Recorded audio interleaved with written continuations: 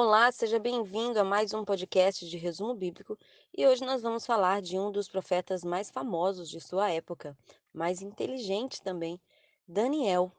Daniel foi o escritor do livro que leva o seu nome. Ele foi levado cativo quando ainda era um adolescente, né? Ele foi levado na primeira leva de cativos para a Babilônia. Lembrando que Israel foi levado em três levas de cativos. A primeira leva constituía dos nobres de Israel e Daniel estava no meio desse povo. Daniel cobre 70 anos do cativeiro babilônico e neste livro nós vamos encontrar visões, revelações, interpretações de sonhos, profecias que falavam tanto daquele momento quanto de momentos futuros. Profecias, inclusive, que podem ser até confundidas ou comparadas com as profecias de Apocalipse. Neste livro, Daniel relata fatos importantíssimos que informam a postura do povo diante da idolatria. Mostra um povo que agora estava sendo disposto a morrer se isso fosse necessário para glorificar e honrar o nome de Deus. Um povo que estava sendo curado da idolatria e que amava mais a Deus do que a sua própria vida. E essas foram as palavras dos três rapazes, Sadraque, Mesaque e Abednego, que foram levados à fornalha ardente por não ter se prostrado diante da imagem de Nabucodonosor. Uma vez que o rei interpela aqueles homens dizendo que eles morreriam, um deles responde para Nabucodonosor dizendo que se nós formos morrer ou viver, isso pertencia a Deus. Deus ele era capaz de livrar, sim, mas se caso eles morressem, o nome de Deus seria glorificado. Isso se chama cura da idolatria. A gente também tem aquela posição em que Daniel foi colocada, né? Quando um dos empregados do rei orienta o rei a fazer um decreto onde não era para adorar outro Deus por 3 dias. E o que Daniel faz? A primeira coisa que ele faz quando recebe essa notícia é se prostrar, adorar a Deus e manter a sua disciplina de oração. Disciplina, inclusive, que eles conheciam, por isso sugeriram esse tipo de decreto. Daniel foi preso e foi lançado à cova de leões. Mesmo assim, Daniel se manteve fiel a Deus e glorificou o nome dele. Também foi livrado da cova de leões, ileso, né? Ele passou a noite ali com os leões, porém, no dia seguinte, ele saiu com vida e os seus acusadores foram lançados na cova de leões. Outro fato interessantíssimo que acontece nesse livro é o sonho de Nabucodonosor. Nabucodonosor teve um sonho e ele simplesmente não queria contar esse sonho, já que ele tinha sábios ali a seu dispor, inclusive pagavam para esses homens. Ele exigiu que aquelas pessoas contassem o sonho que ele teve e ainda revelasse o que aquele sonho queria dizer. Mais um episódio que me chama muita atenção nesse livro é a mão, né, aonde escreve na parede Mene Mene Tekel Pérez Uparsim, que é inclusive o fim do Império Babilônico. Daniel foi o profeta que informou o que aquela escrita queria dizer, e inclusive profetizou a queda da Babilônia que aconteceria naquela mesma noite. Enquanto Daniel ainda falava, os, o Império Medo-Persa invade a Babilônia e toma, então, aquele império.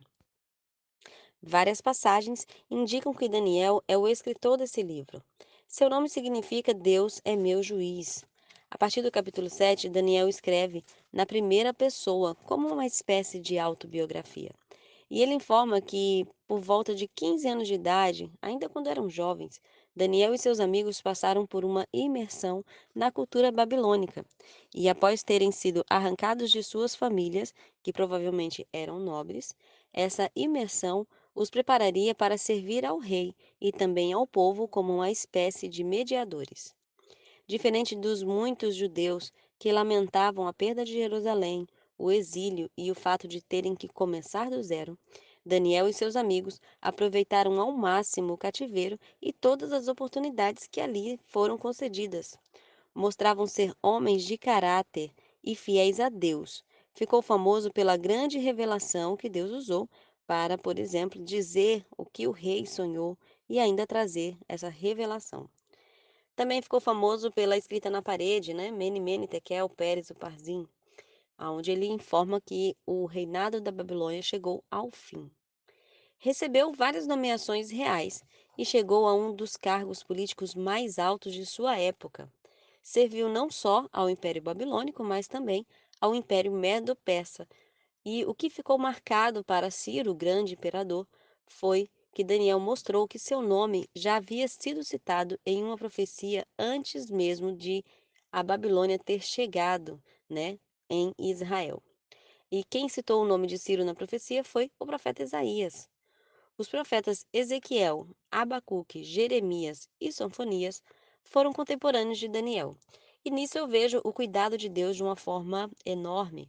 Enquanto Daniel profetizava para os nobres, havia também profetas que estavam com Jerusalém, que era, por exemplo, Jeremias. Jeremias ainda estava no meio do povo judeu, lá em Judá, né, ainda.